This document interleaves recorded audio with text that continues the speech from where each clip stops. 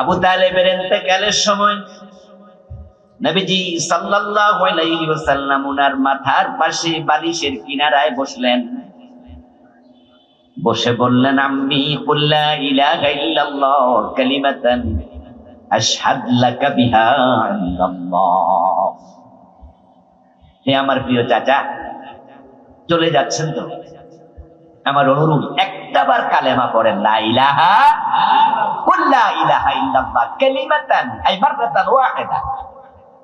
একবার পড়ে, আশহাদু লাকা বিহা ইনদাল্লাহ, আর কিছু লাগবে না। এটা পড়ে আপনি মরে যান, আপনি কালেমাওয়ালা মুমিন ছিলেন। এই বিষয়ে কিয়ামতের দিন আল্লাহর কাছে আমি নিজে সাক্ষ্য দেব। একটাবার কালেমা পড়েছেন। وكان آخر كلامه ما كلمهم هو على ملة عبد المطلب। নবীজি বলার পর আবু তালেব কিছুক্ষণের জন্য একটু চুপ ছিলেন। রাসূল সাল্লাল্লাহু আলাইহি সাল্লাম ভাবছিলেন, আমার চাচা মনে হয় কালেমাটা পড়বে। তিনি কিছুটা আশান্বিত হয়েছিলেন। কিন্তু বালিশের অপর প্রান্তে ঠিক ওই সময় বসা ছিল আল্লাহর দুশমন আবু জেহেল, আরেক দুশমন আব্দুল্লাহ ইবনে আবি উমাইয়া। এই দুই জালেম যখন তাকায়া দেখলো আবু তালেব তো রাজি হয়ে গেছে, এই মানে কালিমা পড়ে ফেলে কিনা, ধর্মান্তরিত হয়ে যায় কিনা। আবু জেহেল এবং আব্দুল্লাহ ইবনে আবি উমাইয়া দুজনে বলছে, আবু তালেব, মরার আগে বাবার ধর্ম অস্বীকার করে কাফের হয়ে যাইবা, বেদিন হইয়া মরবা, ভাতিজার নতুন ধর্ম নিবা। এবার আবু তালেব মাথা তুলে বলল, লাউলা আন তুআইয়িরানি কুরাইশুন লাআকরাতু বিহা আইনাক। ভাতিজা, এই লোকেরা আমার কালেমা গ্রহণের পর মৃত্যু যদি হয়ে যায়, তারা আমার বদনাম করবে, আমাকে কাপুরুষ বলবে, আমাকে বেদিন বলবে। এই আশঙ্কা করার কারণে আমি তোমার দিন গ্রহণ করতে পারলাম না। وكان آخر كلامه ما كلمهم هو على ملة عبد المطلب। ওনার শেষ কথা ছিল, আমি আমার বাবা আব্দুল মুত্তালিবের ধর্মের উপরে আছি। এরপরে মরে গেল। বলুন নাউযুবিল্লাহ। ঈমান নসিব হয় নাই। এজন্য আমি বলছি, কোরআনের কথা বলা, কোরআনের কথা শোনা, কোরআনের সাথে চলা, এটা আল্লাহর বড় নিয়ামত, আল্লাহর বড় দয়া। এই জন্য আমরা কোরআনের সাথে যারা আছি, আজকে আসলাম, বসলাম, আমাদের প্রতি আল্লাহর এত বড় দয়ার কারণে আমরা শুরুতে আল্লাহকে কৃতজ্ঞতা জানাতে চাই, শুকরিয়া জানাতে চাই। সবাই মিলে একবার জোরে জোরে কালিমাতু শুকর করি, আলহামদুলিল্লাহ। পড়ুন না আমার সাথে, রব্বানা লাকাল হামদ হামদান কাসীরা তাইয়্যিবা মুবারাকান ফি সুবহানাল্লাহি ওয়া বিহামদিহি আদাদা খালকিহি ওয়া রিদা নাফসিহি ওয়া জিনাতা আরশিহি ওয়া মিদাদা কালিমাতিহি। প্রিয় দিনী ভাইয়েরা, আমি আপনাদের সম্মুখে পবিত্র কোরআন মাজিদ থেকে সূরাতুশ শূরা-এর 13 নম্বর আয়াতে কারিমা তেলাওয়াত করেছি। নবীজি সাল্লাল্লাহু আলাইহি ওয়াসাল্লামের পবিত্র মুখনিসৃত ছোট্ট ছোট্ট দুটি হাদিস পড়েছি। আল্লাহ তাআলা তৌফিক দিলে এখান থেকে কিছু কথা বলবো ইনশাআল্লাহ। কোরআনের বিকল্প নাই। এজন্য পৃথিবীর সকল মানুষের উচিত মুক্তির আশায়, শান্তির প্রত্যাশায় কোরআনের দিকে ফিরে আসা, কোরআনের কাছে দৌড়াইয়া আসা সকল মানুষের কর্তব্য। যে কোরআন শান্তির বার্তা দেয়, জাহিলিয়াতকে পরিবর্তন করে খায়রুল কুরুনে পরিণত করেছে, ওই কোরআন থেকেই আজকে কথা বলা হবে ইনশাআল্লাহ। আমার আগে আমাদের মহতারাম ডাক্তার শ্রদ্ধেয় মোহাম্মদ জাহাঙ্গীর সাহেব, উনি 1-2 মিনিট কথা বললেন। আমি অবাক হলাম, কারণ নেতারা তো মাইক ধরলে ছাড়তে চায় না। উনি প্রধান অতিথি, কিন্তু উনি 1-1.5 মিনিট কথা বললেন। আমার কাছে মনে হয়েছে এটা 1 ঘন্টার ওয়াজ হয়ে গেছে। খাইরুল কালামি মা কাল্লা ওয়া দাল্লা ওয়ালা মাদ। আসলেও শ্রেষ্ঠ কালাম তো সেটা মা কাল্লা, যেটা সংক্ষিপ্ত হয়, ওয়া দাল্লা দলিল ভিত্তিক হয়, ওয়ালা মাল্লা এবং যা বিরক্ত তৈরি করে না। উনি আজকে 1 মিনিট 1.5 মিনিটে যে ওয়াজ করলেন, আমি উনাকে আস্তে আস্তে বললাম যে নেতা, আপনি তো সংক্ষেপে বললেন, কিন্তু আপনার এই কথার ব্যাখ্যাই আমি 1-1.5 ঘন্টা করবো ইনশাআল্লাহ। উনি বলেছেন কোরআনের কাছে আমরা আসতে চাই, আল কোরআন আমরা সংসদে নিতে চাই। আমিও ঠিক একটি আয়াত পড়েছি, যে আয়াতকে আল্লাহ তাআলা বাস্তবায়ন করতে আমাদের নির্দেশ দিয়েছেন। সে আয়াত হচ্ছে আনাকিমুদ্দিন ওয়ালা তাতাফাররাকু ফি। দিন কায়েম করো, এ নিয়ে তোমরা মতভেদ করো না, বিচ্ছিন্ন হয়েও না, মত পার্থক্য করো না। আর দ্বীনের মূল কিতাব একটাই, দ্বীনের মূল উৎস একটাই, দ্বীনের পাথেও একটাই, সেটার নাম কি? কোরআন। এই কিতাব আসার আগে নবী মুহাম্মদ সাল্লাল্লাহু আলাইহি ওয়াসাল্লাম নিজেকে নবী দাবি করেন নাই। 40 বছর তিনি মক্কার মানুষের সাথে ছিলেন, কিন্তু কোরআন নাজিলের আগে তিনি নিজেকে নবী দাবি করেন নাই। কিন্তু উনার কর্মতৎপরতা শুরু হয়েছিল 17 বছর বয়স থেকেই। উনার বয়স যখন 17, তখন তিনি মক্কার আশেপাশে ডানে বামে তাকিয়ে দেখেন যে টোটাল পরিবেশটা অন্ধকারে ডুবে আছে। জাহেলিয়াতের সেই বর্বরতা, মূর্খতা, অন্ধকারচ্ছন্নতা পুরো আরব ভূমিকে গ্রাস করে ফেলেছিল। শান্তির তালিবর্ষ সেখানে ছিল না। নবীজি তখনই হিলফুল ফুজুল নাম শুনেছেন? শান্তি সংঘ। মক্কার লোকদেরকে সাথে নিয়েছেন, বিশেষ করে যুবকদেরকে সাথে নিয়ে তিনি শান্তির মেসেজ মানুষের মাঝে পৌঁছাতে শুরু করলেন। বক্তা বাঁচলে বক্তৃতা, আওয়াজ বাতাস বাড়ান, কিছু করার নেই, বাতাস বাড়ান। জি বাঁচলে জামাই, মানুষ বাঁচলে কামাই। এখন গরমের মাঝে বক্তা বক্তৃতা দিয়ে না পারলে শ্রোতারা শুনবো কি? এজন্য বাতাস আর একটু বাড়াই দেন, এটা দেন আমার দিকে, আল্লাহ ভরসা। আওয়াজ কি শোনা যায় না? একটু আওয়াজ হয়তো ডিস্টার্ব হবে আর কি। শীতকাল আসলে ঠিক হয়ে যাবে ইনশাআল্লাহ। শীতকাল আসলে আর ফ্যান লাগাইতে কোনো বক্তা বলবে না। প্রিয় ভাইরা, বলছিলাম নবীজির প্রচেষ্টা শুরু হলো 17 বছর বয়স থেকে। উনি 40 পর্যন্ত হিলফুল ফুজুলের কর্মীদেরকে সাথে নিয়ে মানুষের বাড়িতে বাড়িতে গিয়ে শান্তির মেসেজ দিয়েছেন। আর আপনারা জেনে থাকবেন যে হিলফুল ফুজুলের প্রতিষ্ঠাটা মূলত হয়েছিল একজন ব্যবসায়ী মালামাল কিনে তার মূল্য পরিশোধ করা হচ্ছিল না।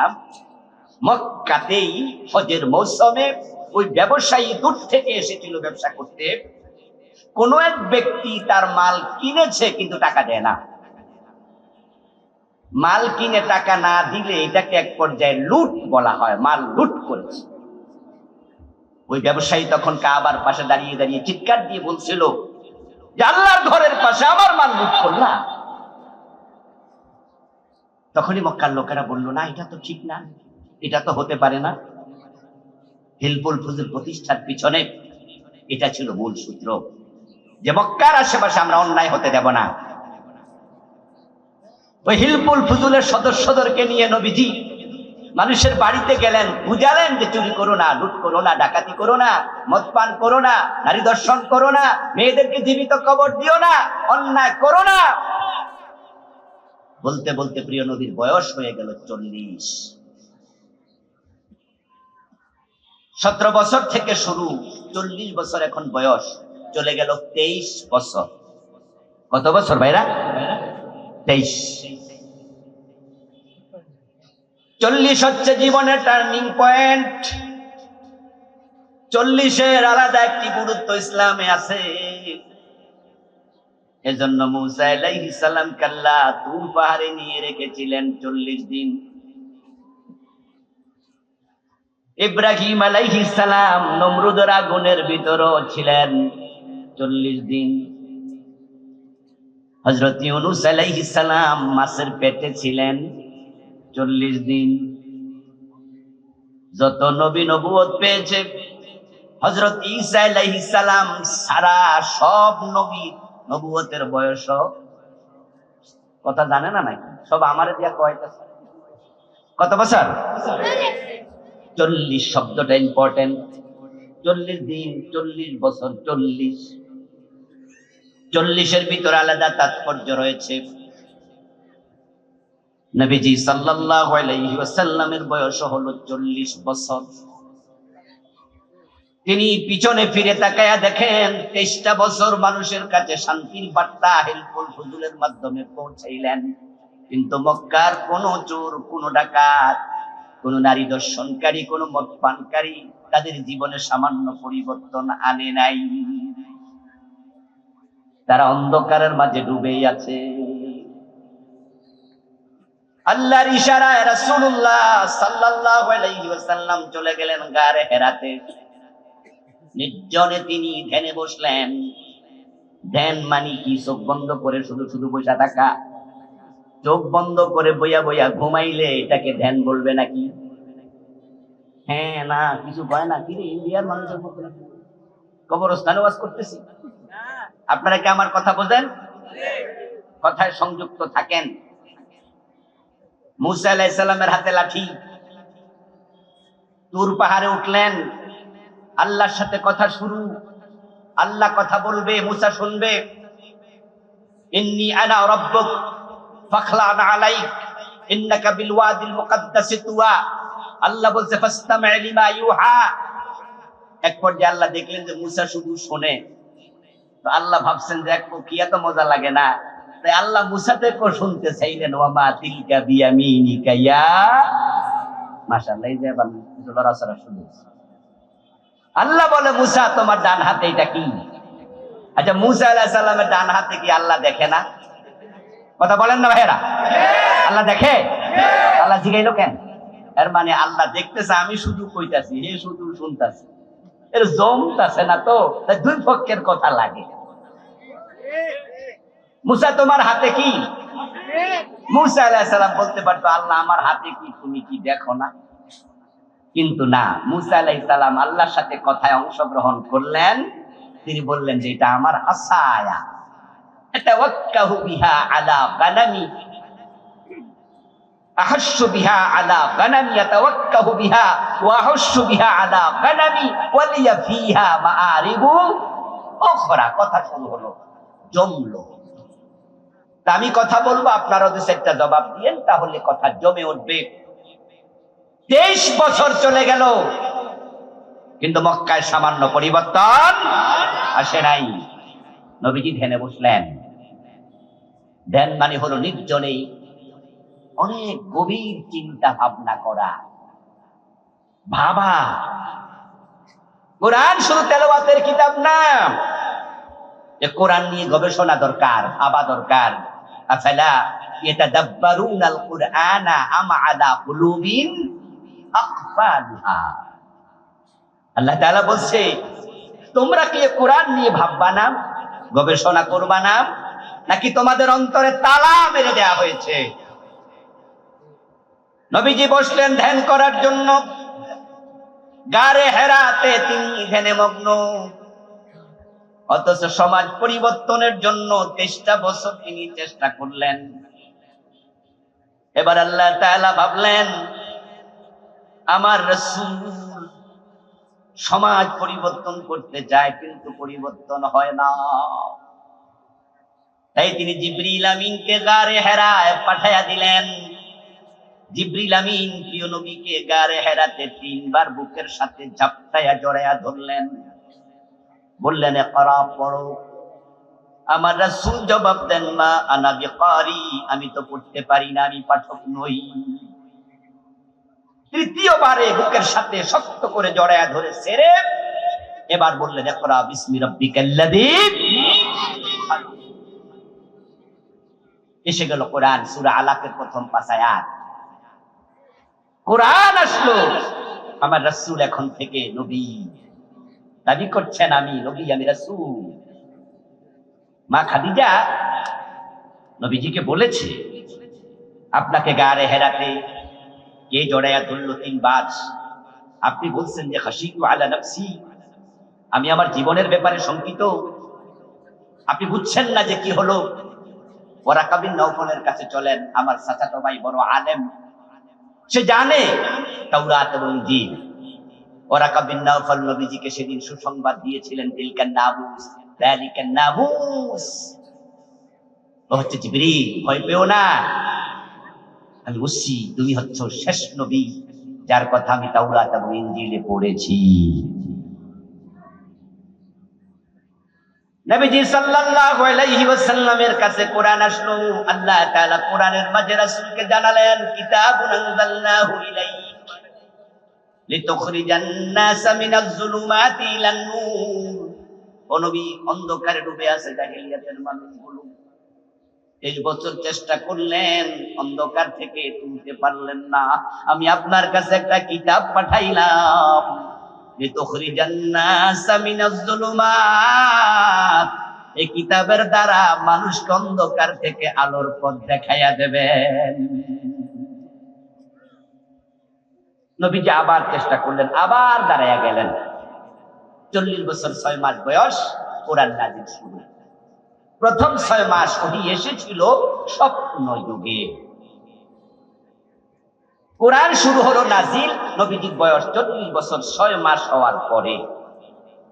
রাসূল আবার দাঁড়ালেন, কে আছো?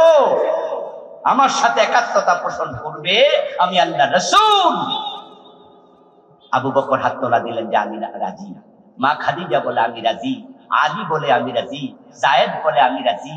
নবীজি সাল্লাল্লাহু আলাইহি ওয়াসাল্লাম তিনি এই দাওয়াত দিতে থাকলেন। দাওয়াত দিতে দিতে রাসূলের বয়স 63। প্রচেষ্টা শুরু হলো 17 বছর থেকে, 40 বছর 23, আবার 40 থেকে 63, এখানে কত? 23। একই ব্যক্তি। প্রথম চেষ্টার অংশ 23, পরবর্তী প্রচেষ্টার অংশটুকু 23। প্রথম 23 বছরের রেজাল্ট ছিল 0। পরের 23 বছরে এমন পরিবর্তন, ফুলে ফলে সুশোভিত। আব্দুল্লাহর বেটা মুহাম্মদুর রাসূলুল্লাহ এখন দুনিয়ার সবচেয়ে বড় নায়ক, সেরা মানের হিরো, মহানায়ক।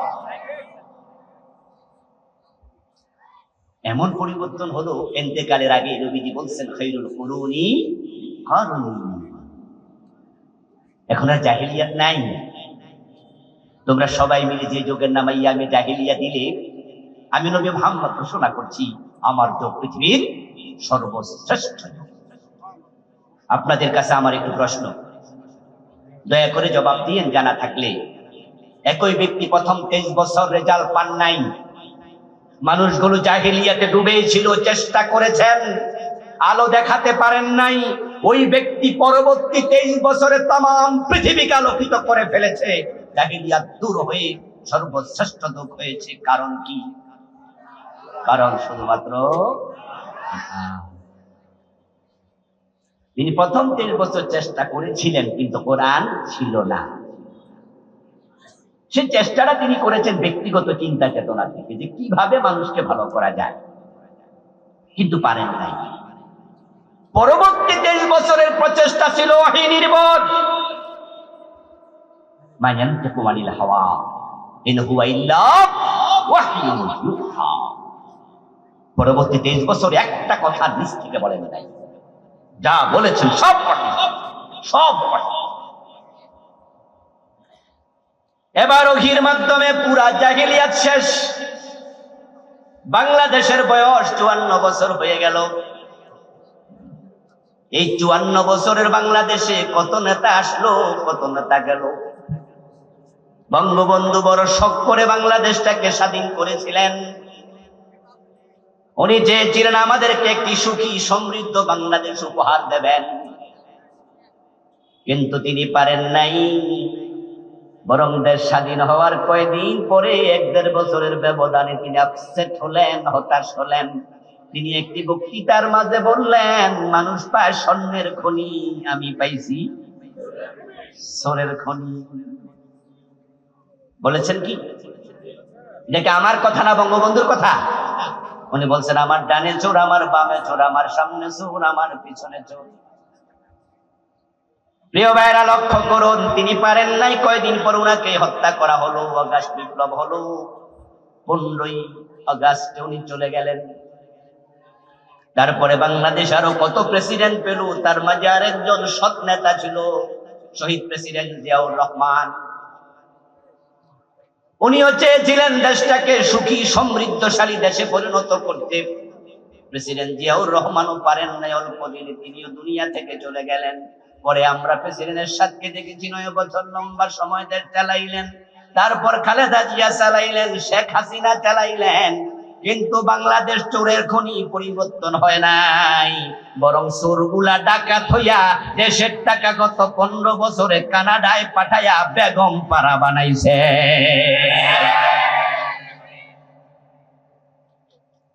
ইসলামী ব্যাংকের মাত্র 18-20টা শাখা থেকে নাকি টাকা বিদেশে পাচার করেছে 80,000 কোটি।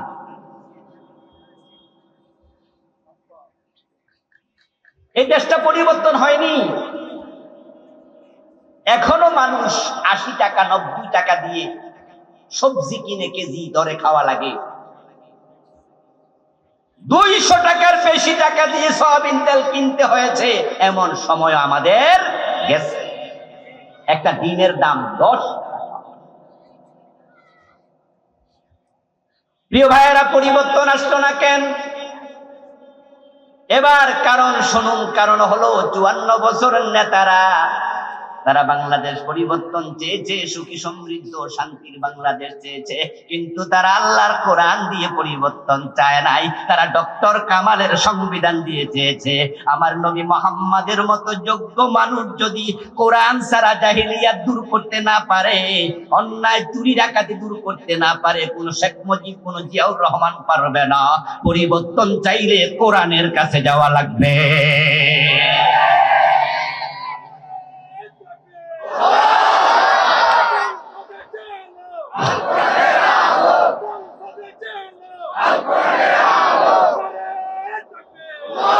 আমার প্রিয় ভাইয়েরা, কোরআন ছাড়া পরিবর্তন সম্ভব নয়। কোরআন ছাড়া পরিবর্তন হবে না। আমি আপনাদের সম্মুখে পবিত্র কোরআন থেকে সূরা শুরার 13 নম্বর আয়াত পড়েছি। এটার আলোকে আমি কথা বলবো ইনশাআল্লাহ। সূরা শুরার 13 নম্বর আয়াত আল্লাহ তাআলা উম্মতে মুহাম্মাদীকে লক্ষ্য করে আলোচনা শুরু করলেন। শারা আলাকুম। আলেম ওলামা ভাইয়েরা আমার সাথে একটু দয়া করে মুখ মিলাবেন, ঠোঁট মিলাবেন বেশি করে, অন্যরা বুঝবে। কুম শব্দের অর্থ কি? তোমরা। তাহলে আল্লাহ তাআলা এই আয়াতটা শুরু করলেন আমাদেরকে লক্ষ্য করে, আমরা যারা উম্মত আছি। বললেন তিনি শারা লাকুম মিনাদ-দীন, তিনি দিন থেকে তোমাদের জন্য একটি বিধিবদ্ধ বিধান চালু করতে চান। একটি সিস্টেম, একটি নিয়ম, একটি শরিয়া তিনি প্রণয়ন করছেন, দায়িত্ব তোমাদেরকে দিয়েছেন। মা ওয়াসা বিহি নূহা, এবার বলতেছে দায়িত্বটা আমি শুধুমাত্র তোমাদেরকে দেই নাই, একই ব্যাপারে আমি নূহ নবীকে অর্ডার করেছি, নির্দেশনা দিয়েছি। ওয়াসা, ওসিয়ত। ওসিয়ত শব্দটা আল্লাহর সাথে যখন লাগে তখন এটা অর্ডার অর্থে আসে, আদেশ অর্থে। স্বাভাবিকত যখন আমরা কোনো নসিহা করি, ওয়াজ করি, এটাকে নসিহত বলে। আর মরার আগে যখন কেউ কোনো কথা বলে সেটারে কি বলে? নসিহত না ওসিয়ত? এটারে বলে ওসিয়ত। আল্লাহর কি মৃত্যু আছে? হ্যাঁ কয় না কেন? নাও কয় না। আল্লাহর মৃত্যু আছে? হুয়াল হাইয়ুল। সুতরাং উনার ওসিয়ত আমরা যে ওসিয়ত বুঝি সে অর্থে না। এখানে ওসিয়ত মানে অর্ডার, নির্দেশ। মা ওয়াসা বিহি নূহা, যে অর্ডার আল্লাহ তাআলা দিয়েছেন নূহ আলাইহিস সালামকে। এরপর বলছেন ওয়াল্লাযী আওহাইনা ইলাইকা, ও প্রিয় নবী মুহাম্মদ সাল্লাল্লাহু আলাইহি ওয়াসাল্লাম, একই বিষয়ে আমি আপনার কাছে ওহী নাযিল করছি, মানে আপনাকে অর্ডার দিচ্ছি।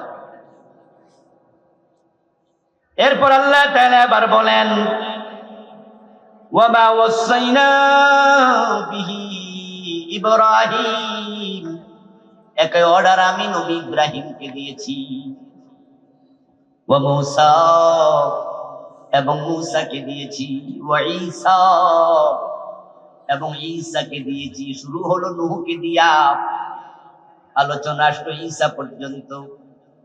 আওহাইনা ইলাইকা বলে নবী মুহাম্মদও শামিল হলো। নূহ আলাইহিস সালাম থেকে নবী মুহাম্মদ পর্যন্ত যত নবী ছিলেন, মাঝখানে এই অর্ডারের বাহিরে একজনও নাই। এর মানে সব নবীকে আল্লাহ দায়িত্বটা দিয়েছেন, যেটার জন্য উম্মতে মুহাম্মাদীকে সারা লাকুম বলে আল্লাহ খেতাব করলেন। কি গুরুত্বপূর্ণ দায়িত্ব! নূহ থেকে শুরু করে প্রিয় নবী পর্যন্ত আসলো। এর আগে কিছু নবী গিয়েছে। নূহ আলাইহিস সালামের আগে কি পৃথিবীতে নবী ছিল না? আদম আলাইহিস সালাম কি নবী নন? শীশ আলাইহিস সালাম কি নবী নন? কিন্তু নূহকে দিয়ে শুরু করলেন কেন? কারণ হচ্ছে, নূহ হচ্ছেন প্রথম শরীয়তের নবী। নূহ আলাইহিস সালামকে বলা হয় নবী শারঈ, হযরত আদমকে বলা হয় নবী জেরাঈ। আদম আলাইহিস সালামের উপর শরীয়ত আসে নাই। রোজা রাখো, হজ করো, যাকাত দাও, শরীয়তের যে বিধানগুলো আছে, আদমের উপরে বিধানগুলো ছিল না।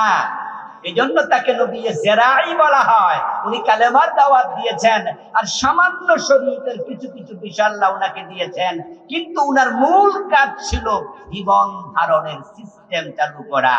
কিভাবে ধান, পাট, গম, আলু, তেঁতুল, ভুট্টা এগুলো জন্ম দিতে হয়, কিভাবে মুরগি জবে করে খেতে হয়, কিভাবে গরু রান্না করা লাগে, জীবন ধারণের প্রক্রিয়া শিখিয়েছেন নবী আদম। জেরাউন মানে শস্য দানা, জেরাঈ মানে হচ্ছে শস্য দানার সাথে সম্পৃক্ত নবী। শীশ আলাইহিস সালাম তার কাছাকাছি ছিলেন, কিন্তু নূহ হচ্ছেন পৃথিবীতে শরীয়তের প্রথম নবী। আর শরীয়তের শেষ নবীর নাম মুহাম্মাদুর রাসূলুল্লাহ, পড়ুন সাল্লাল্লাহু আলাইহি ওয়াসাল্লাম। উনার পরে আর কোন নবী নাই। এর মাঝখানে যত নবী এসেছেন, একজন আমার বাদ নাই। কোরআন হলো একটি মুলাক্কাস কিতাব, এটা অতি সংক্ষিপ্ত কিতাব, যার কারণে নবীদের নাম এখানে কম।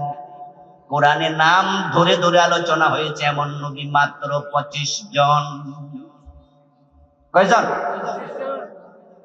মাত্র 25। অথচ নবীর সংখ্যা 25 জন না আরো বেশি, 2500, ঠিক না? 25,000। হাদিসে আসছে 1,24,000। তবে হাদিসটি আকীদার ক্ষেত্রে গায়রে মাকবুল,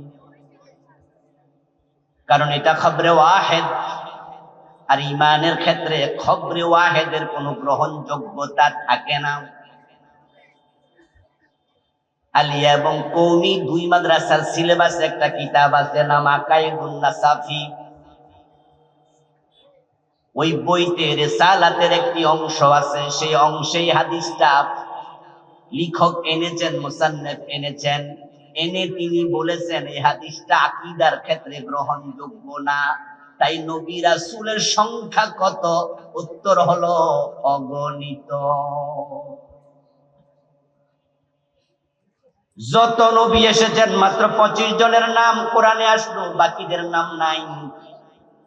এখন আল্লাহ নূহ আলাইহিস সালামকে দিয়া শুরু করে নবী মুহাম্মদকে দিয়া শেষ করে বুঝাইলেন, মাঝখানে যত রাসূল, যত নবী, সকলকে আমি একই অর্ডারে দিয়েছি।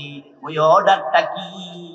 অর্ডারটা হলো আনাকিমুদ্দিন, আল্লাহর জমিনে তোমরা আল্লাহর দ্বীন কায়েম করো।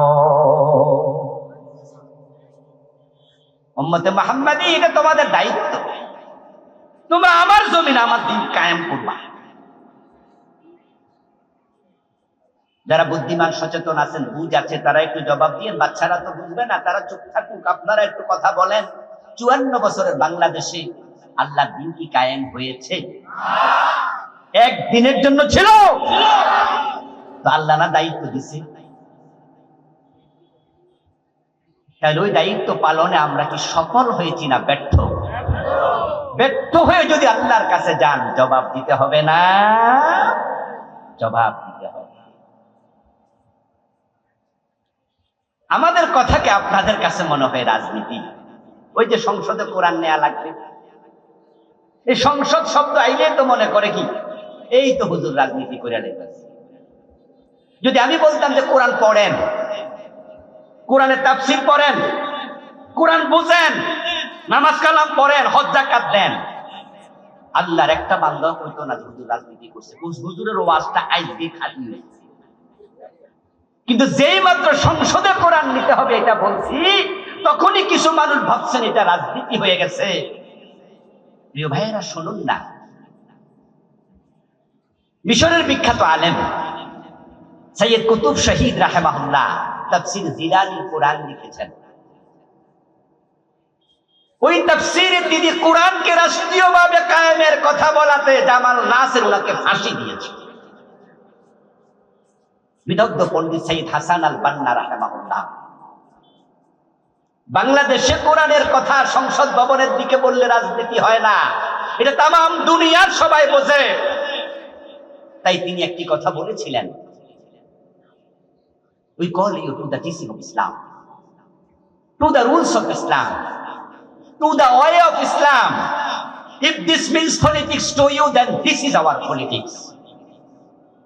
দিন কায়েমের কথা আল্লাহ বলেছে। সংসদে কোরআন নিয়ে আইন না করলে দিন কায়েম হয় না। এই জন্য দিন কায়েম করতে হলে কোরআনকে সংসদে নিতে হয়। আমি তোমাকে আল্লাহর কোরআনের দিকে ডাকছি, আল্লাহর পথের দিকে ডাকছি, আল্লাহর কথা বলছি। এটা যদি তোমার কাছে রাজনীতি মনে হয়, আমি ঘোষণা দিচ্ছি এটাই আমার রাজনীতি।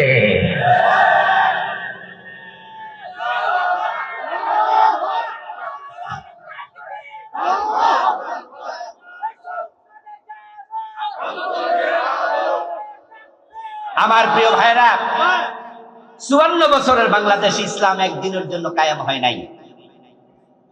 এ না হওয়াতে আমরা ব্যর্থ মুসলিম হিসাবে, আর ব্যর্থতার দায় হাসরের ময়দানে আল্লাহর সামনে জবাব দিতে হবে। আখিরাতে আল্লাহর আদালতের আসামি হওয়া থেকে বাঁচতে চাইলে কোরআন জমিনে কায়েমের জন্য চেষ্টা করা দরকার আছে না নাই? আমরা নামাজ পড়ি কেন? যেন আমরা জান্নাত পাই, যেন আল্লাহর সামনে বেনামাজি তকবা আল্লাহর সামনে আদালতে আসামি হওয়া না লাগে। আমরা রোজা রাখি কেন? আখিরাতে মুক্তির জন্য, আল্লাহর আদালতের আসামি না হওয়ার জন্য। আমরা হজ করি কেন? একই নিয়তে। ঠিক আমরা যারা কোরআনের রাজনীতি করি, আমাদের রাজনীতির লক্ষ্য একটা, আখিরাতে মুক্তি। যদিও আপনাদের আর আমাদের রাজনীতি একরকম। আপনারাও সামনের ভোটে দাঁড়াবেন, আমরাও সামনের ভোটে দাঁড়াবেন। আপনারাও সিল মারবেন, আমরাও ব্যালটে সিল মারবো। আপনারাও মিছিল করবেন, আমরাও মিছিল করব। দেখতে মনে হয় একই রাজনীতি, কিন্তু আপনারটা আমারটার মাঝে আকাশ জমিন ব্যবধান। আপনি রাজনীতি করেন পেটের জন্য, আমি রাজনীতি করি আল্লাহর দ্বীন কায়েমের জন্য।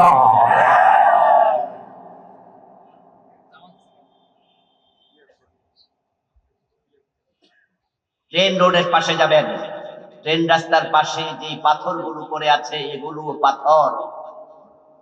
আবার ডায়মন্ড দোকানে যাবেন, যে মেয়েদের হাতে আংটি নাকের ফুল বানায়, ডায়মন্ডে তৈরি হয়, ওটা পাথর থেকে হয়, সেটাও পাথর, ইয়াকুত পাথর।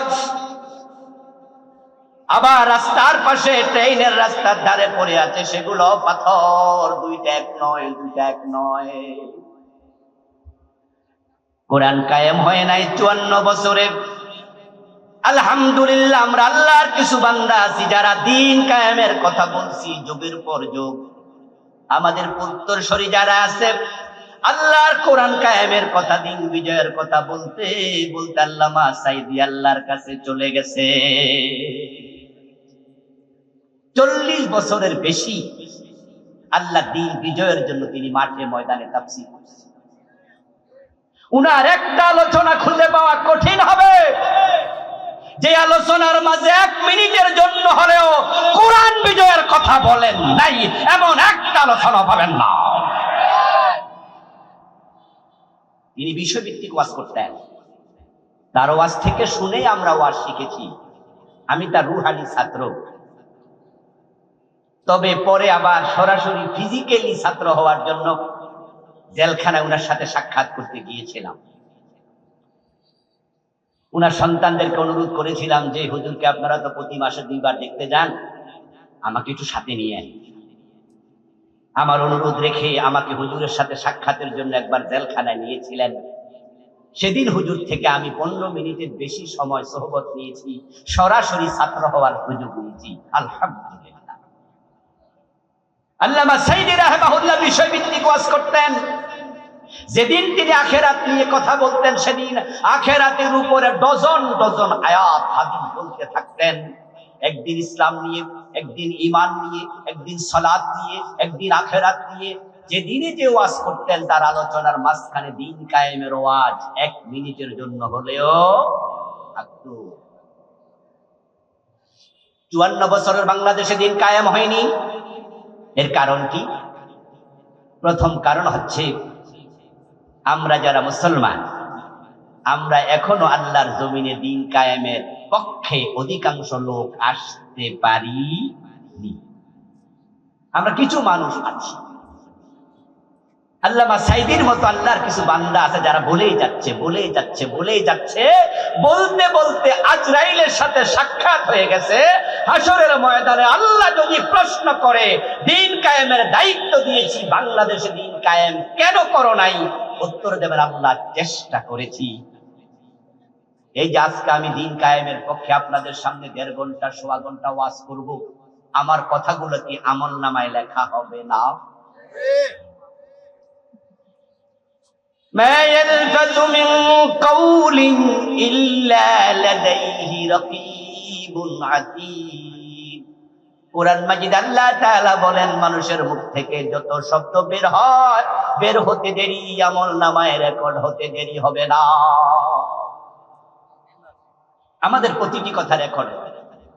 আল্লাহ তাআলাকে সেদিন আমি বলবো, আল্লাহ, কোরআন তোমার বাংলাদেশে আমি কায়েম দেখে আসতে পারি নাই, আমি কায়েম করতে পারি নাই, কথা সত্য, কিন্তু আমলনামায় রেকর্ডারে রেকর্ড দেখো, আমি তোমার দিন বিজয়ের জন্য কথা বলেছি, দিন বিজয়ের চেষ্টা করেছি, এজন্য মামলা খেয়েছি, হামলার শিকার হয়েছি, কোরআন বিজয়ের কথা বলে ফাঁসির রশিতে ঝুলেছি।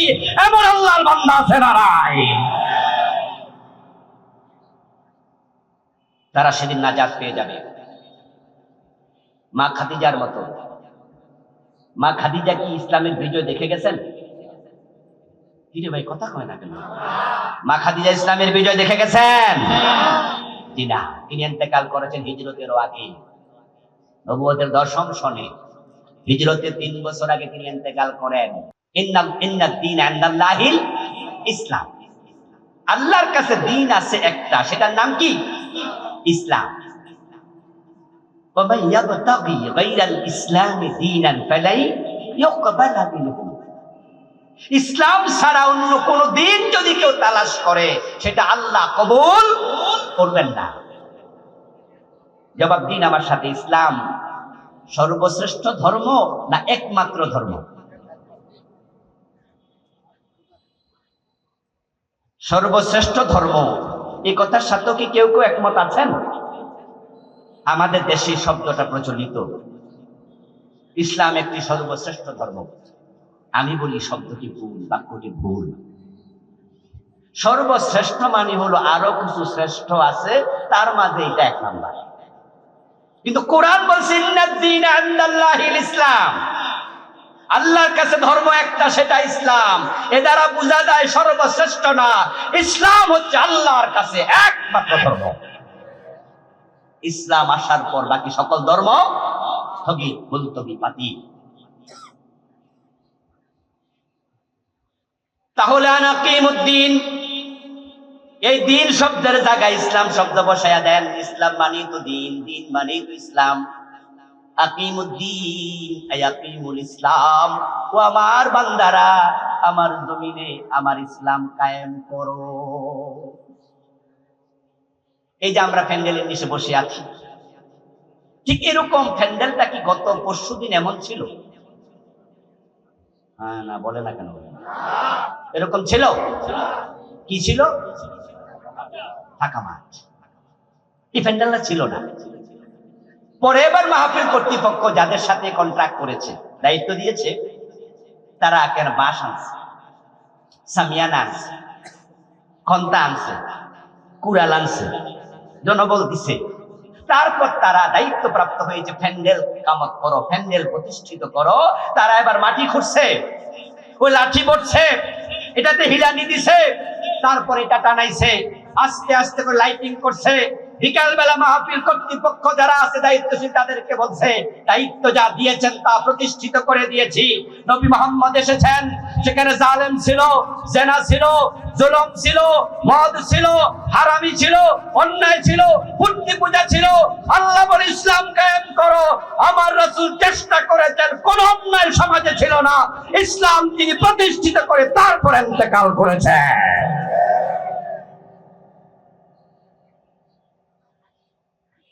আজকের মক্কায় গেলে কোন ল্যাংটা মানুষ দেখা যায়?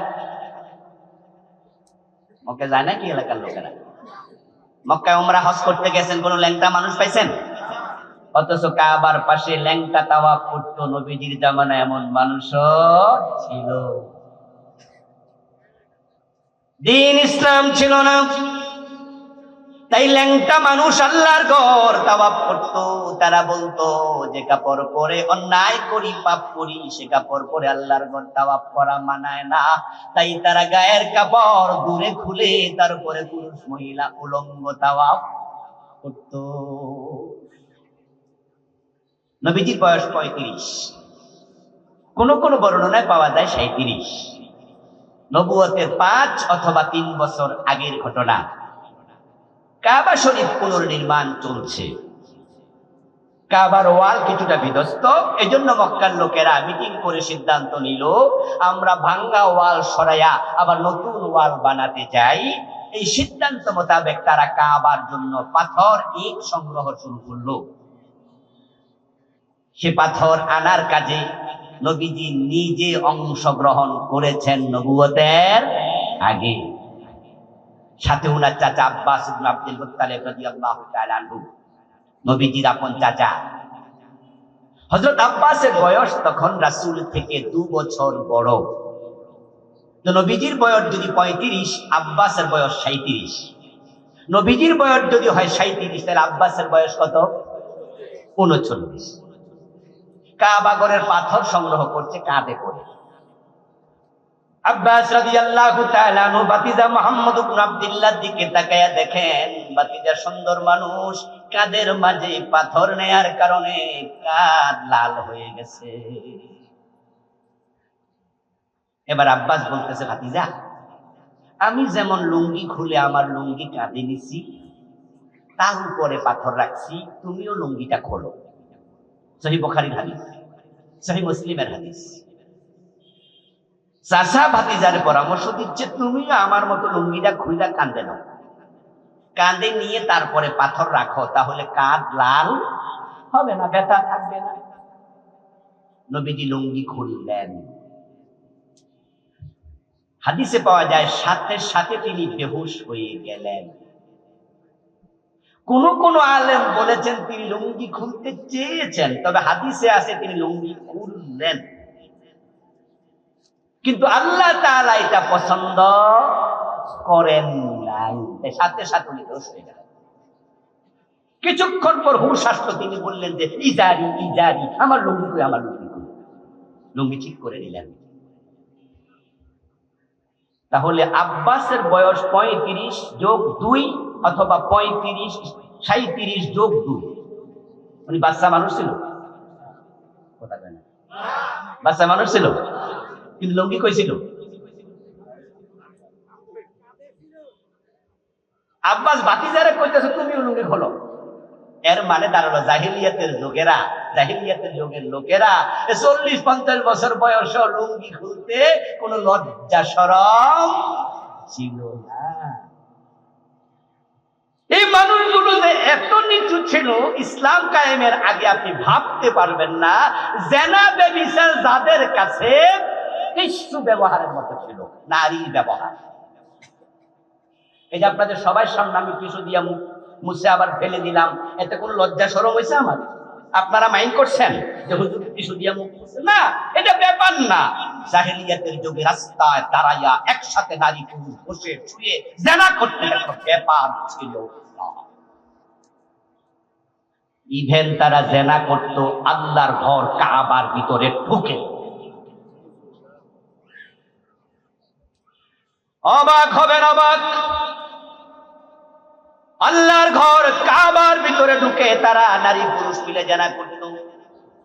রাতের বেলায় কাবা ঘর খালি থাকতো, খালি যেহেতু আছে তাই চলো সেখানে কামটা সারি। নাউজুবিল্লাহ পড়ে। রাজশাহী অঞ্চলে কি জেনা নাই? কিন্তু মসজিদের ভিতরে কেউ করে? রাজশাহী অঞ্চলে কি মাদক সেবী 2-4 জন নাই? মসজিদে গিয়ে মদ খা। আমরা খারাপ, তবে এত খারাপ। একদিন রাতের বেলায় 2 জন নারী পুরুষ তারা কাবার ভিতরে ঢুকে জেনায় লিপ্ত হয়ে গেল। নাউজুবিল্লাহ। তাদের উপরে আল্লাহ তাআলা নাখোশ হলেন, চরম নাখোশ। তাদের 2 জনকে আল্লাহ তাআলা ওই মিলিত অবস্থায় মৃত্যু দিলেন এবং 2 জনকে আল্লাহ তাআলা পাথরে রূপান্তরিত করলেন। ওই নারী পুরুষ তাদের নাম, একজনের নাম ছিল ইয়াসাব, আরেকজনের নাম ছিল নাএলা। ইয়াসাব হলো পুরুষ, নাএলা হলো নারী। লোকজন সকাল বেলায় গিয়ে দেখে কাবার ভিতরে জেনাকাররত অবস্থায় একটা পুরুষ একটা নারী এভাবে মিলিত হয়ে আছে, কিন্তু গায়ে হাত দিয়া দেখে এটা পাথর, মানুষ তো না। ওই 2 জনকে তারা চিনে, কারণ তারা তো সেখানকার লোক। ওই জাহেল গুরু কতটা নীচ। তখন তারা বলল, যেহেতু এই অবস্থায় তারা পাথর হয়ে মূর্তিতে পরিণত হয়েছে, নিশ্চয়ই এর মাঝে কোনো বরকত।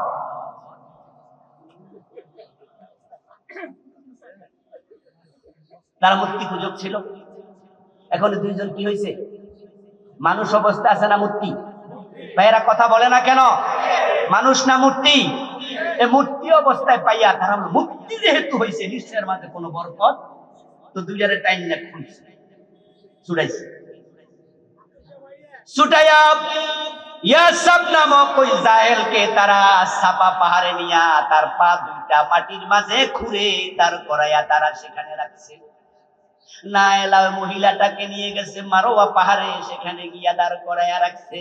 হজের মৌসুমে তারা বলতো বরকত নেয়ার জন্য, ইয়াসাব নাএলা সাফা মারোয়ায় তোমরা প্রদক্ষিণ করো।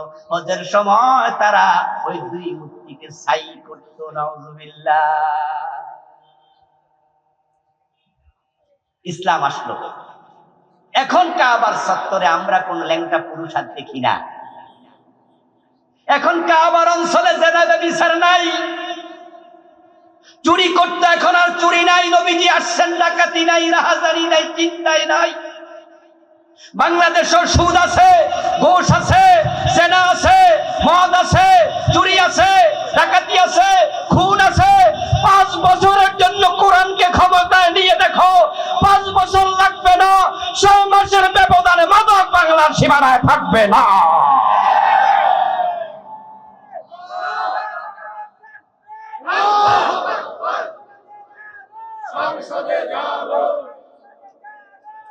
প্রিয় ভাইরা, আসলেও ইসলাম মানে কি, শরিয়া মানে কি?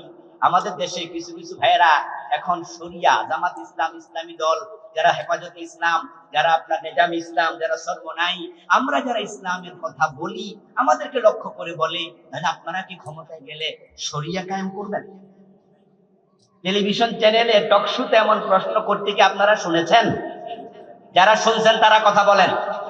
এমন প্রশ্নকারী আছে না নাই? প্রশ্নকারী কি হিন্দু না মুসলমান? দেখেন, আমি দেখলাম কয়েকদিন আগে ব্যারিস্টার শিশির মনির উনি হাইকোর্টের একজন বড় আইনজীবী। একটি টেলিভিশন টক শো উনাকে প্রশ্ন করতেছে একজন বোন উপস্থাপিকা যে আপনারা ক্ষমতায় গেলে কি শরিয়া কায়েম করবেন? মানে প্রশ্নের ধরন দিয়ে বোঝা যায় শরীয়ত মানে এক বিশাল বিপদ। আপনাদের কাছে আমি প্রশ্ন করব, দল টল বাদ দেন, আল্লাহর জন্য কথা বলেন, শরীয়ত কি বিপদ না রহমত? যারা বলেন নাই তারাও বলেন বিপদ মনে হইলে বিপদ বলেন, আপনার ইচ্ছা, চুপ থাকবেন না, দয়া করে কথা বলেন, শরীয়ত বিপদ না রহমত? কিন্তু প্রশ্নকারী বুঝাচ্ছে শরীয়ত একটা উপায় নেই। আমাদেরকে ভুলভাবে উপস্থাপন করা হয়, বলা হচ্ছে ইসলাম আসলে চোর ধরে হাত কেটে দেবে।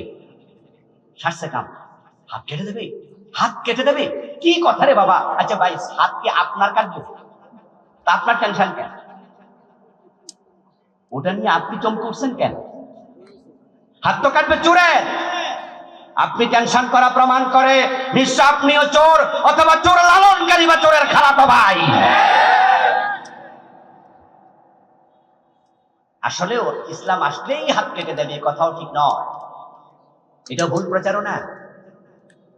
ইসলামী সরকার আসার পরে আল্লাহ হাত কাটতে বলবেনও না।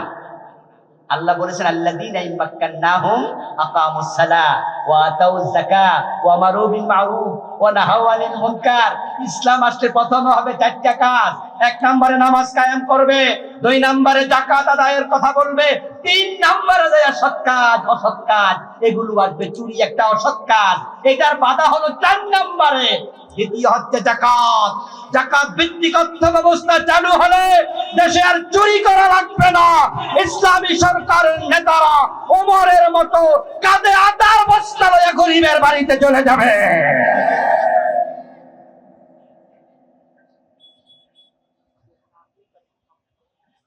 বাংলাদেশের ইসলামী এক দলের বড় নেতা, তিনি ডাক্তার মানুষ, তিনি বলেছেন কিছুদিন আগে তার দল যদি ক্ষমতায় যায় তার এমপিদের কোনো টাকা পয়সা বাড়বে না,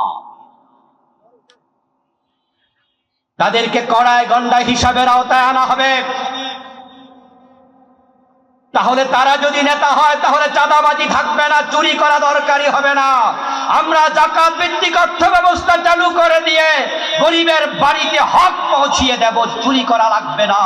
এবার বলুন তো, এর পরেও যদি কেউ চুরি করে, এটা অভাবে না স্বভাবে? তো স্বভাবে চুরি করলে হাত কাটা দরকার আছে না? না।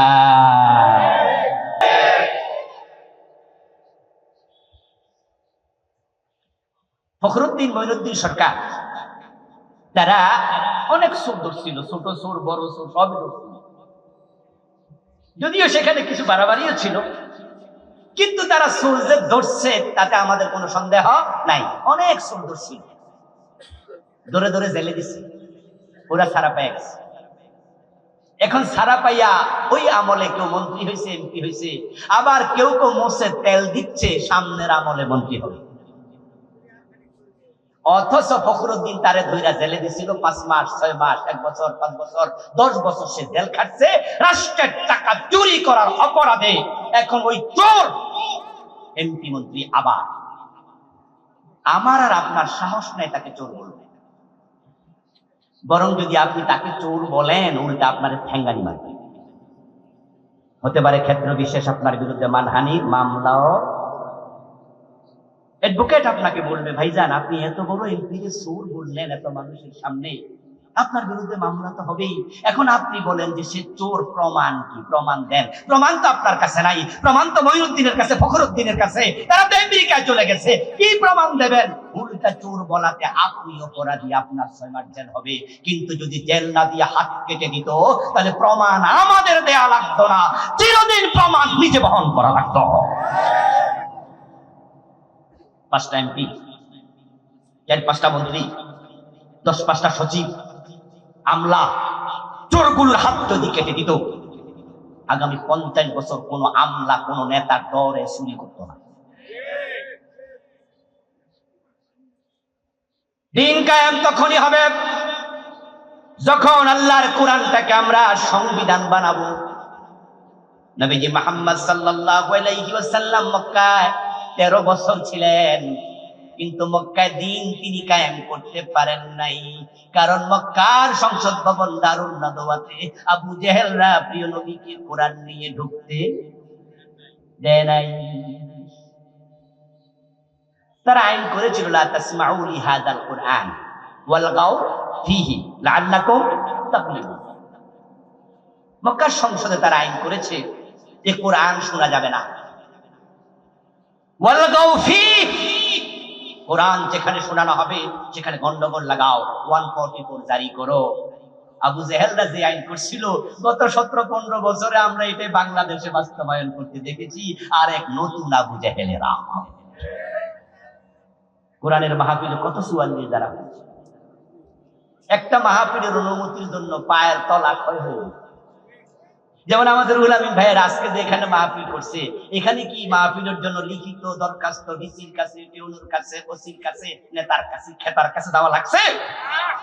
কিন্তু আগের যুগে ওরে বাবা রে বাবা। তারপরে আবার বক্তাকে, ইয়েস জাহাঙ্গীর ভাই ঠিক কথা বলেছে, আপনাদের ছাপাইতে আমার মাহফিল। নরমালি আমি দূরে মাহফিল দিই না, আপনাদের এখানে তো আমি খুব একটা আসি নাই, রাজশাহীতে 2-4টা মাহফিল করি। এবারও রুহুল আমিন ভাই ধরছি বিদায় দিয়েছি, দূরের প্রোগ্রাম আমি করি না। ছাপাইতে মাহফিল কে জানি খুব ধরছিল, দিছি 2017-18 হতে পারে। আমাকে একবার মাহফিল কমিটি ফোন দিয়ে বলতেছে, হুজুর আপনার আইডি কার্ডটা একটু হোয়াটসঅ্যাপে পাঠান। তো আমি তখন বললাম যে আইডি কার্ড হোয়াটসঅ্যাপে কেন? বললো না, ডিসি সাহেবের পক্ষ থেকে বলছে যে কোন হুজুর ওনার আইডি কার্ডটা সব পাঠাও, ঠিকানা যা আছে। আমি মুখের উপর বলে দিলাম তোমার চাপাই মাহফিল ক্যান্সেল। ওখানে আমি চাকরির ইন্টারভিউ দিতে যাব না যে আমার ঠিকানা দিয়ে তারপরে মাহফিল করতে হবে। চাপাইতে গেলাম না, প্রিয় ভাইরা, মাহফিলটা আমি ক্যান্সেল করে দিয়েছিলাম। অমুক বক্তা আসতে পারবে, তমুক বক্তা আসতে পারবে না। এই জমিনটা তোমার বাপ দাদার না, জমিন 20 কোটি মুসলমানের। অন্যায় করেছো, সীমালঙ্ঘন করেছো, আল্লাহ তোমাদেরকে দেশে থাকতে দেয় নাই, দুপুরের ভাত খেয়ে পালানোর সুযোগ পাও নাই।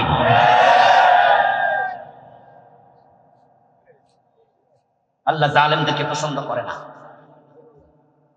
মক্কার লোকেরা বলছে লা তাসমাউ লিহাযাল কুরআন, কোরআন শোনা যাবে না। ওয়ালগাউ ফীহি, গন্ডগোল লাগাও।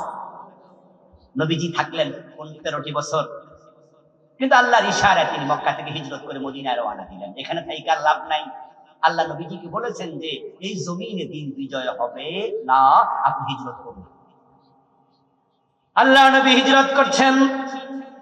হিজরতের পথে নবীজি মনে মনে ভাবছেন, আবার যদি মদিনায় গিয়ে দেখি আরে আবু জেহেল মদিনার সংসদে বসে আছে, আমাকে কোরআন নিয়ে ঢুকতে দেয় না। কোরআন যদি সংসদে না যায়, চোর ধরে হাত কাটার আইন কে বানাবে? কোরআন যদি সংসদে না যায়, রাষ্ট্রীয়ভাবে সুদ কে বন্ধ করবে?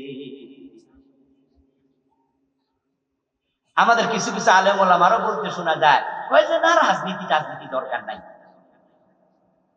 আমি ওদের জন্য আফসোস করি, ওদের জন্য দোয়া করি যে এই লোকগুলো জাতিকে বিভ্রান্ত করতেছে।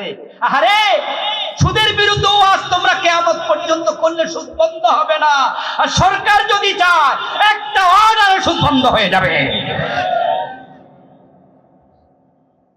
এখানে আমরা অনেক মানুষ, আমি ঘোষণা দিলাম আগামী দিন থেকে বাংলাদেশে সুদ চলবে না, আপনারা হ্যাঁ বলুন।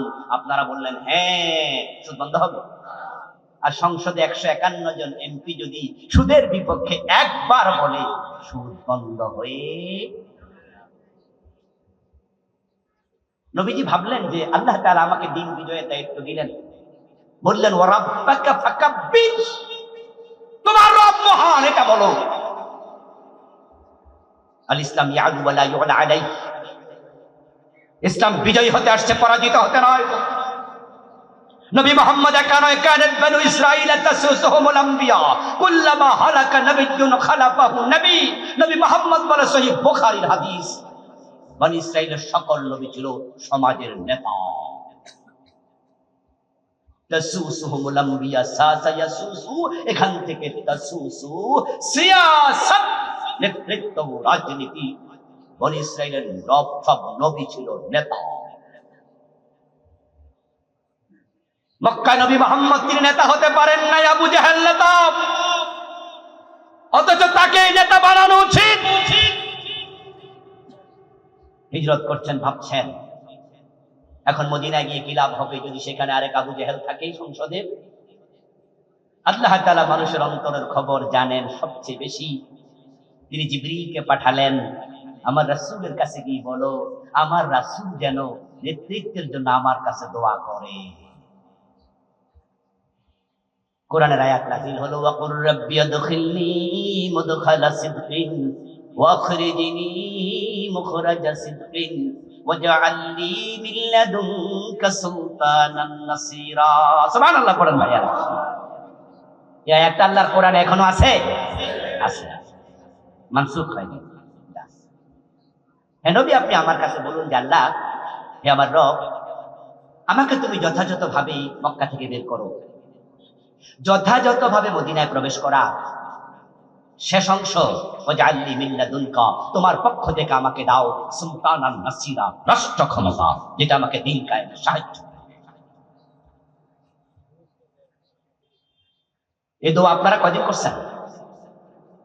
ওয়াজআলনি মিন লাদুনকা সুলতানান নাসীরা, এই আয়াতের আলোকে রাষ্ট্র ক্ষমতা ইসলাম যাক, এই জন্য কয়দিন চেষ্টা করেছেন, কয়দিন দোয়া করেছেন, কয়জন মানুষের কাছে দাওয়াত দিয়েছেন, উল্টা আরো বলতেছেন রাষ্ট্র ক্ষমতা দরকার নাই।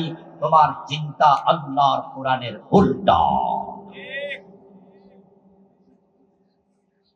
নবীজি দোয়া করলেন, দোয়া রাস্তায় থাকতে কবুল, দোয়ার সাথে সাথে কবুল। কবুল হবে না কেন? দোয়া করছে কার কাছে? ভাইয়েরা কথা বলতে হবে তো। দোয়া করছে কার কাছে? ক্ষমতার মালিক কে? দোয়া করছে আল্লাহ দিয়ে দিছে। আমরা তো চাইতে জানি না। নবীজি চেয়েছেন, আল্লাহ তাআলা মুআফিক করে দিয়ে দিয়েছেন। এবার চাইতে হবে। আল্লাহ সুযোগ দিয়েছেন। আগস্ট বিপ্লবের কারণে, জুলাই বিপ্লবের কারণে আল্লাহ ইসলামকে রাষ্ট্র ক্ষমতার কাছাকাছি অলরেডি নিয়ে এসেছেন। ডাকসু প্রমাণ করে এই দেশের মানুষের অন্তরে আল্লাহ পরিবর্তন দিয়েছেন। আমরা মাথা তুলে দাঁড়াতে যদি পারি, আগামীর সংসদ হতে পারে কোরআনের সংসদ হয়ে যাবে।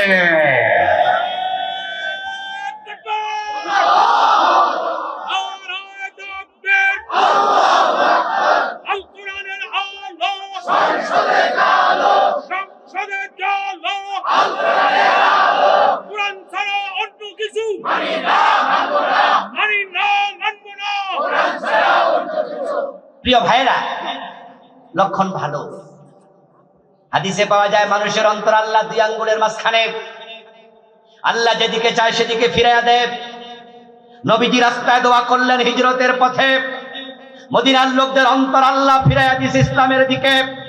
হিজরত করে মদিনায় পৌঁছতে দেরি, আউস খাজরাজ, বনু নজির, বনু কুরাইজা, বনু কায়নুকা, মদিনার সকল মানুষ একসাথে হয়ে একত্রে নবীজিকে মদিনার প্রেসিডেন্ট বানায়া দিলেন। নবীজিকে জোর করে প্রেসিডেন্ট হয়েছিলেন। তার একসাথে হয়ে বসে বলল, আপনি তালা আল বাদরু আলাইনা মিন সানিয়াতিল বিদা ওয়াজাবা শুকরু আলাইনা মাদা লিল্লাহিদা।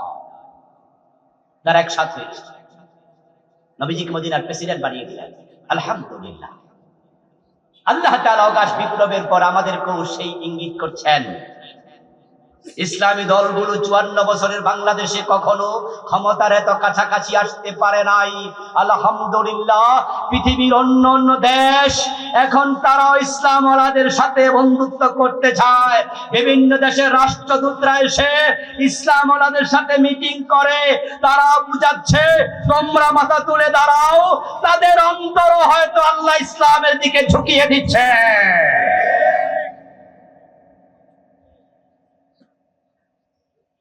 আফগানিস্তান আমেরিকাকে হারিয়ে যারা যখন বিজয়ী হলো, এর আগে তালেবান শব্দ শুনলেই কিন্তু আমরা ডরাইতাম যে কথা কোন যাইব না, এটা সন্ত্রাসী।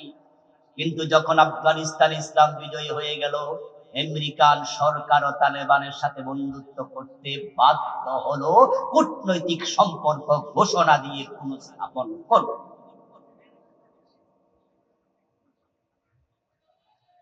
আমরা 4 নম্বরে ছিলাম 54 বছর। 1 নাম্বার 2 নাম্বারে বড় বড় দুটা দল, হয়তো কখনো 1 নম্বরে ওরা 2 নম্বরে ওরা, অথবা 2 নম্বরে ওরা 1 নম্বরে ওরা। 3 নম্বরে ছিল রংপুরের দল, চাচার পার্টি। আর আমরা ইসলাম ওলারা অলওয়েজ 4 নাম্বার।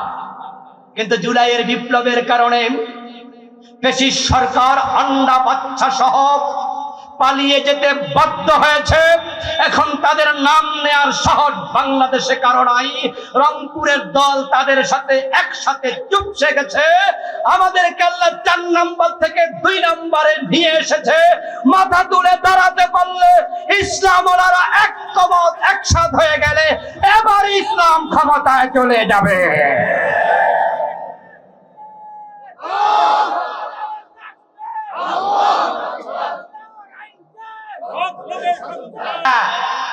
দিন বিজয়ের কাছাকাছি, এখন ভূমিকা রাখতে হবে এবার বেশি। আপনারা যারা ভিন্ন দলে আছেন মনে কষ্ট নেবেন না। আমি আমার বাবার আইনের কথা বলি না, দাদারটা বলি না। আমি নেতা হতে চাই না, আমি এমপি মন্ত্রী কোনোটাই না। আমার বক্তব্য একটাই, কোরআন আছে যেখানে আমি আছি সেখানে। দেশটা 92% মুসলমানের। দল দিয়ে আসুক আসুক আমার আপত্তি নেই, কিন্তু কোরআন দিয়ে চালাতে হবে। আর কোরআন দিয়ে যদি আমাদের বড় বড় দলগুলো বলে যে আমরা কোরআনের বিজয় চাই, আমরা কোরআন কায়েম করতে চাই, আমাদের আলেমদের আলাদা দল লাগবে না, আমরা তোমাদের দলে চলে যাব। কিন্তু তোমরা বলবে যে আমরা শরিয়া আইনে বিশ্বাস করি না, এটা তো চলবে না, এটা তো চলবে না। যে শরীয়ত, যে ইসলাম কায়েমের জন্য আল্লাহ আমাদেরকে দায়িত্ব দিলেন শারা আলাকুম মিনাদ-দ্বীন বলে, আর তুমি বলবে সেই শরিয়া মানি না, তাহলে তুমি আমার ভালোবাসা কিভাবে পাবে? শরিয়া মানি না এই কথা বলার পরে তার সাথে তার দলে থাকা জায়েজ হবে না। তবে হ্যাঁ, আল্লাহু ইয়াজতাবি ইলাইহি মান ইয়াশা, এই কাজের জন্য আল্লাহ সকলকে মনোনয়ন দেয় না। দ্বীন কায়েমের কাজ সবাই করতে পারে না। যাদেরকে আল্লাহ ভালোবাসেন শুধু তাদেরকে দায়িত্ব দেন। কাবুরা আলাল মুশরিকিনা মা তাদউহুম ইলাইহি, আর এই কাজের কথা বললে তারাই কষ্ট পায় যারা মুশরিক। বলেছেন কে? কাবুরা আলাল মুশরিকিন, এটা মুশরিকদের জন্য যন্ত্রণাদায়ক, কষ্টকর। মা তাদউহুম ইলাইহি, যে দ্বীন কায়েমের দিকে তোমরা ডাকছো সেটা। আজকের আলোচনায় আপনারা যারা আছেন, এই ভিডিওগুলোর মাধ্যমে যারা শুনবেন, আমি কোরআনের এই আয়াতকে সামনে রেখে কি মেসেজ দিয়ে আলোচনার শেষ দিকে যেতে চাই। দ্বীন কায়েমের আলোচনা শুনে যে ব্যক্তি মন খারাপ করবেন, আপনার অন্তরে কষ্ট লাগছে, হুজুরের ওয়াজটা পছন্দ হয় নাই, আল্লাহর আয়াত বলে আপনার অন্তরে শিরিক আছে। আর যাদের ভালো লেগেছে তারা খুশি হন, আলহামদুলিল্লাহ পড়ে যে আমার অন্তরে শিরিক নাই। ইনশাআল্লাহ আমরা আশাবাদী বাংলার এই জমিনটা কোরআনের আলোকে চলবে। আল্লাহ আমাদের সকলকে দ্বীন কায়েমের জন্য যেই ভূমিকা রাখা দরকার সে ভূমিকা রাখার তৌফিক দাও, বলেন আমিন। বিশ্বাস করি এই জন্য ঐক্যবদ্ধ প্রচেষ্টা দরকার। ইসলামী দলগুলো যেন এক হয়ে যায়, এ দোয়া করেন। কিন্তু কিছু ইসলামওয়ালার মাঝেও ঝামেলা দেখা দিচ্ছে। মাথায় পাগড়ি দিয়ে, গায়ে লম্বা পাঞ্জাবি পরে যারা শরিয়া মানি না বলে, তাদের সাথে 2-4টা এমপি ভাগাভাগি পাওয়ার জন্য কিছু আলেম একসাথে মিটিং করছে, ওই দিকে ঝুঁকতেছে। ইসলামী ঐক্যের জায়গায় না এসে শরিয়া মানি না, এদের সাথে যারা একাত্ম হবে তারাই দেশের দালাল আলেম হিসাবে চিহ্নিত হয়ে থাকবে। এগুলো দালাল ওলামায়ে সু। আল্লাহ তাআলা বাংলার জমিনে দ্বীন কায়েমের জন্য আমাদের সকলকে ঐক্যবদ্ধ প্রচেষ্টা করার তৌফিক দিন, বলি আমিন। হাযা মা ইনদি ওয়াল ইলমু ইনদাল্লাহ, আলাইহি তাওয়াক্কালতু ওয়া ইলাইহি উনীব।